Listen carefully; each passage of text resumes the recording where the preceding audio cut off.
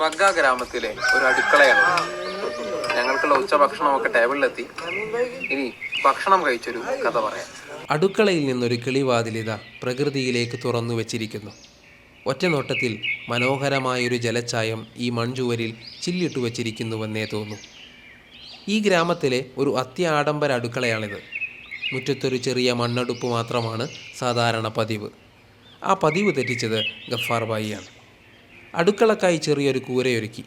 നിലത്തൊരു മണ്ണടുപ്പും ചുവരുകളിൽ അലമാരികളും സജ്ജീകരിച്ചു.